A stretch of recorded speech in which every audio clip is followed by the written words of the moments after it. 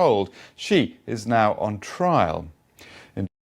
Well, today's development is the culmination of months of turmoil in Korean politics. At the heart of the drama lies the close friendship between President Park, who took office in 2013, and a woman named Choi Soon-sil. Ms. Choi is accused of using her presidential connections to pressure companies to give millions of dollars in donations to foundations she controlled. She is now on trial. In December, Parliament voted to impeach President Park, with the final decision moving to the Constitutional Court. In February, Samsung boss J.Y. Lee became embroiled in the scandal. He was arrested and accused of making donations to Ms. Choi in return for political favours. His trial started yesterday. And so today comes the final episode. The Constitutional Court rules to uphold the impeachment, and President Park is ousted from power. Well, let's discuss this further then with Robert Kelly, Assistant Professor at the Department of Political Science at Busan National University in Busan. Good to have you with us here on BBC World News. We have seen some protests on the streets. Do you see that as a harbinger of things to come?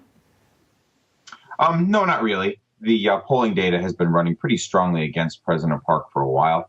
Something like 60 or 70% of South Koreans would like to see her out of office, if not in jail.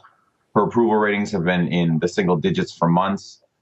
There's pretty strong national consensus that she should no longer be president. What you're seeing on the streets now really are the diehards, people who see in her father, who they see as bringing Korea out of poverty into modernization and development. These are diehards. I would imagine within a week this will be over on the streets. And what do you make of what's happened up until culminating, of course, with today? I mean, it seems very turbulent, but is this the democratic process in action? I think so. I'm actually quite proud of the Koreans. I don't mean to sound condescending, but I've been living here for 10 years. This is probably the best day I've actually lived here. I'm actually quite impressed at how they've done this. Very few democracies go the whole way through an impeachment process. The South Koreans did this without violence, without chaos. They followed the constitutional rules.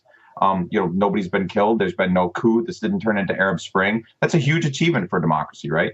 And the system continues to roll on as expected. There will be election within 60 days. No, I would argue that this is a triumph of democracy. Scandals happen all the time. The question is, how do democracies respond to those scandals?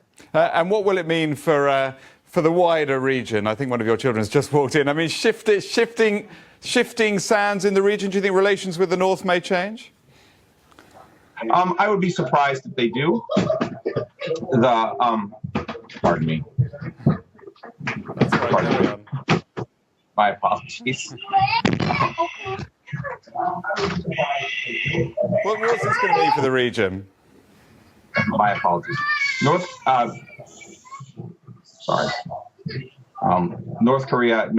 South Korea's policy choices on North Korea have been severely limited in the last 6 months to a year because of North Korea's behavior. Most recently, the use of VX gas in the airport in Malaysia. That indicates that North Korea really doesn't follow global norms in any kind of way. That's a weapon of mass destruction. If it had slipped out onto a plane or something like that, it would have been a genuine catastrophe. North Korea has continued to use missiles and continue to deploy missiles and develop nuclear weapons. All of those things threaten South Korea and China and Japan. I would be very surprised if this gives us the left any leeway to run into a new sort of sunshine policy or new toleration of North Korea. Robert, many thanks. That's the first time for everything. I think you've got some children who need you. Robert Kelly of Busan National University, thank you very much.